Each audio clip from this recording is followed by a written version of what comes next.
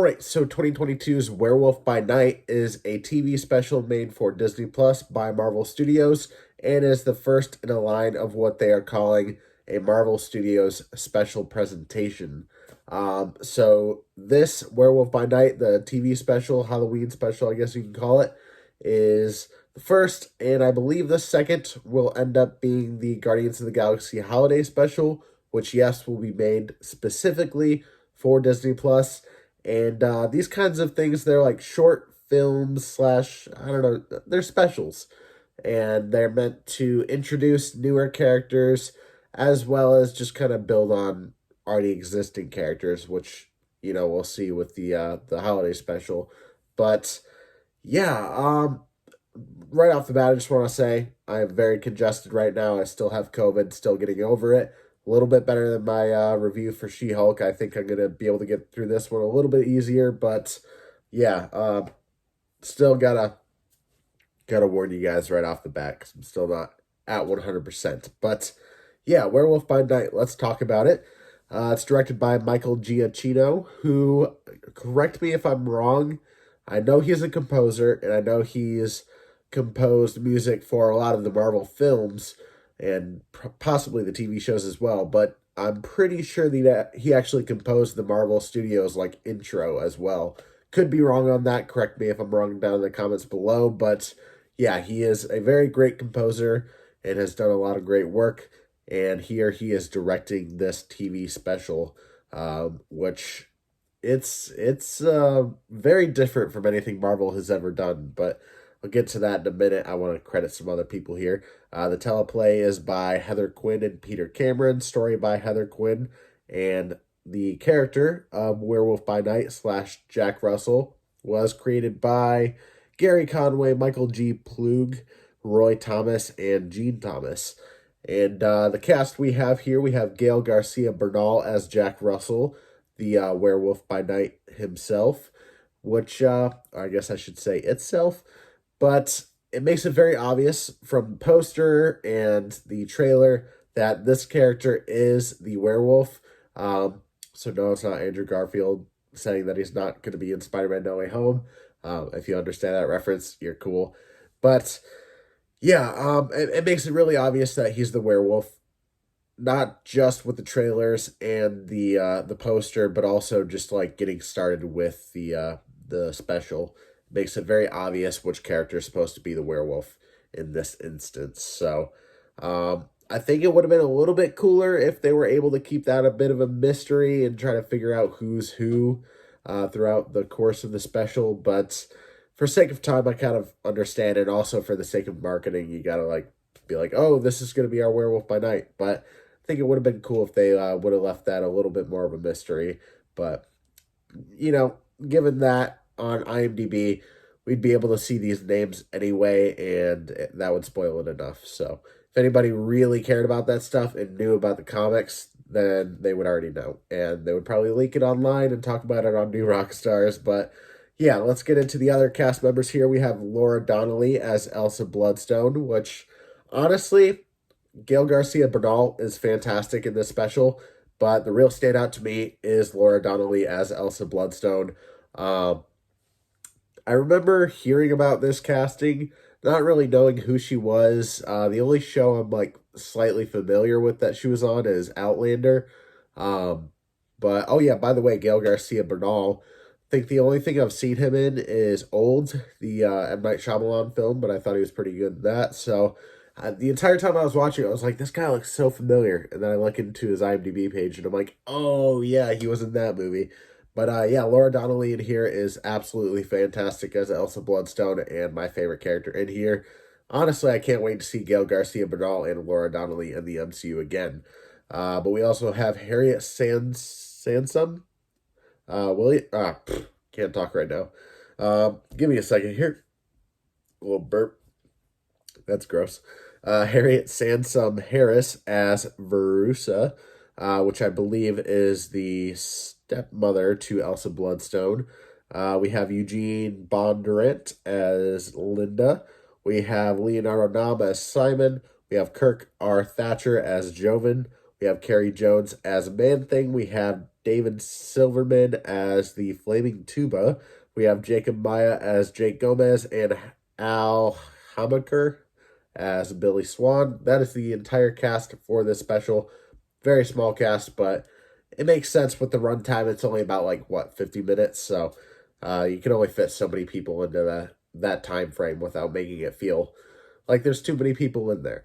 And even with the people that you have in here, like even with the two main characters here, Elsa Bloodstone and Jack Russell slash Werewolf by Night, um, you only get so much backstory with them and get to know so much about them in this 50 minutes. So I do wish this was a little bit longer. Like maybe a full hour would have helped. Maybe like an hour and 10, 15 minutes, because we still don't really know a whole lot about these characters. And this is kind of meant to introduce these characters into the MCU, and that way you know about them going forward as long as you keep up with everything. But you only get so much, so you kind of got to fill in the blanks a little bit with your possibly your own imagination, and also just certain things that they said in the show to kind of give context clues. But yeah, yeah. That being said, I still enjoyed them. But like literally everybody else in this special, nothing against the actors, but like they're just there to be hunters, and the one lady is just there to be like an evil stepmother, essentially. Um, Other than that, like Carrie Jones's Man Thing, which by the way, he was Black Chrysanthemum on Book of Boba Fett. I definitely remember him from that, because even under that Wookiee makeup that he had on, I can still kind of like those eyes.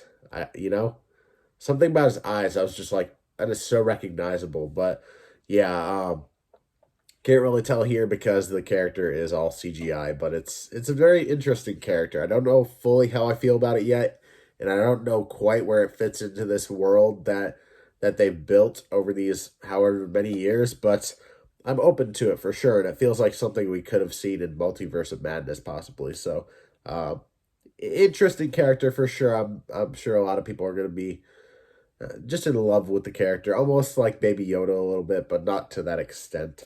Um, but yeah, it kind of has like a childlike innocence to it. So, but yeah, let me talk a little bit about this, about just the setting and how it feels overall.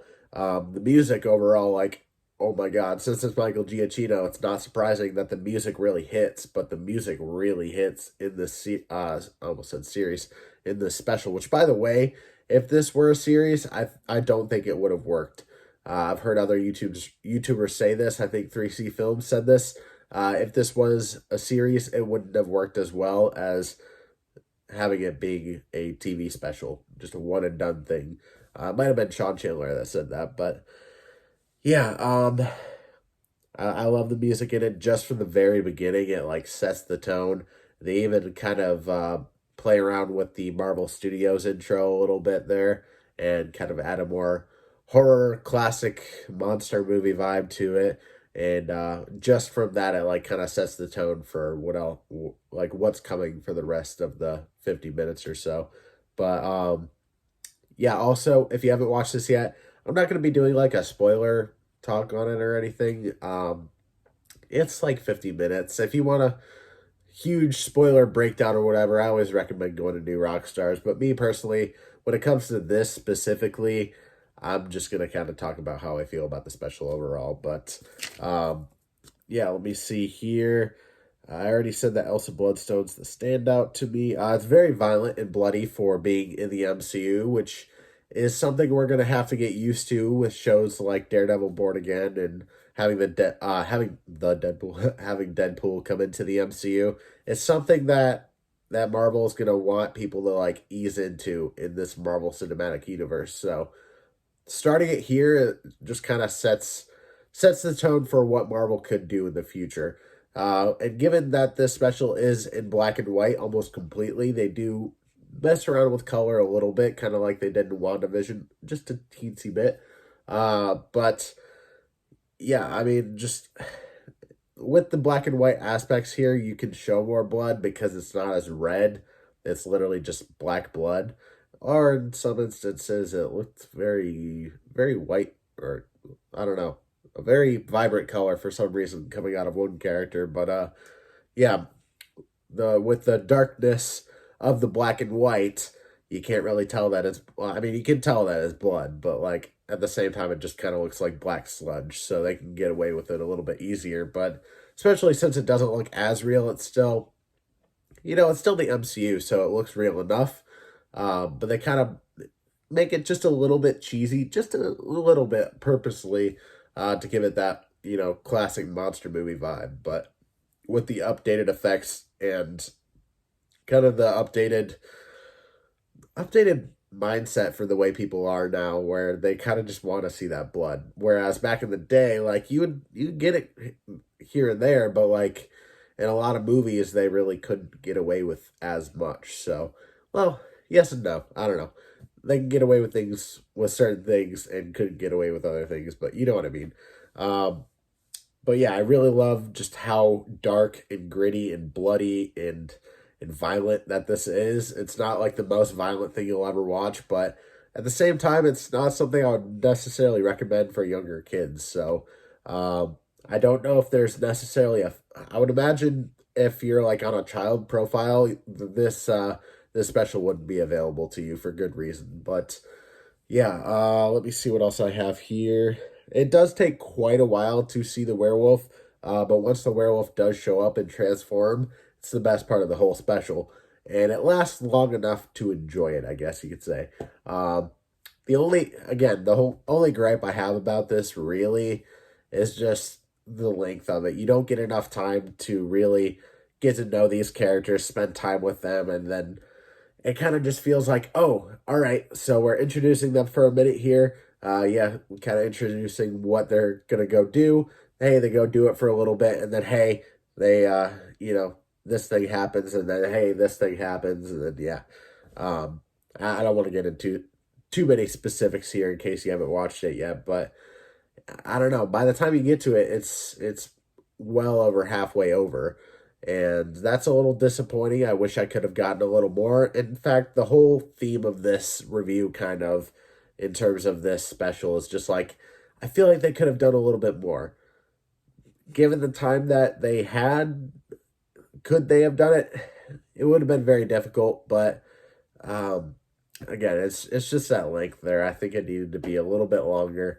Um, yeah, that's really my only complaint about it is that I mean the complaint of having it not be long enough kind of gives me complaints for the other aspects of it, as in as I said before, not being able to develop the two main characters quite enough. But if we do see them again in the future, I hope we just get more of their backstory, get to know more about them, and kind of, I don't know. I don't want like a full on origin movie or a full on series. I don't know. Where are these characters going to pop up again? I have no idea. Maybe the Blade movie. Maybe there could be like a Midnight Suns thing that happens. Maybe with Moon Knight season 2 if they plan on doing that, which honestly I don't think they are, but I have no idea. But yeah, let me see what else I have in my notes here. Probably not a whole lot of other things I need to say. But yeah, let me just read this completely. Not anything super crazy that feels like it's connected to much, but it's a fun one-off special. Perfect for the Halloween season.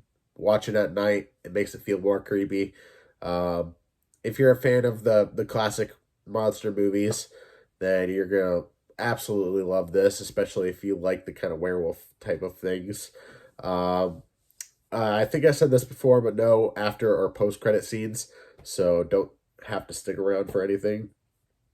And yeah, last point here. I think people might be let down by this, not really having any connections. Like going into it, I want to set your expectations. Going into it, this doesn't have any cameos whatsoever from any Marvel character. This is its own thing that could be part of the Marvel universe going forward, but it's just introducing these characters and pretty much nothing else. So if you're looking for like a bunch of Easter eggs and cameos and seeing a bunch of connections to a million other shows, you're not going to get that, because with a lot of things that Marvel does, think about it. they do certain things, they set up certain things in certain movies or TV shows that probably aren't even talked about or mentioned or come back up for many movies or many TV shows later. I mean, that's kind of how the MCU is. So if you're the kind of person that doesn't like waiting super long to see where something goes, MCU might not be for you. But at the same time, I kind of get where you're coming from, because it's just like, what is the point in everything? It kind of feels like at times there needs to be a point and a reason to everything. And She-Hulk as a show, like completely off topic. Well, not completely off topic, but uh, off the topic of Werewolf by Night. She-Hulk as a show kind of shows that you don't have to have such interconnectivity between everything to make something feel fun. But at the same time, the whole spoiler alert Daredevil thing in the last episode is honestly the best part of that show. So I don't know, maybe I'm just talking out of my ass right now, but yeah, I'm gonna stop there. I feel like I'm gonna cough in a little bit here, and my nose is super stuffy. But thank you all for watching. I would love to know what you thought of Werewolf by Night. If you have watched it, down in the comments below. Did you love it? Did you hate it? Are you in the middle? For me personally, I liked it. I watched it a couple times, but it's probably not something I'm going to watch again unless this character shows up in another thing, and then I'm like, oh, I kind of want to watch that again. But, excuse me, sorry. But yeah, let me know if you liked it down in the comments below, and if you didn't watch it, let me know if you're going to watch it. Please no spoilers in the comments below. Don't be that person.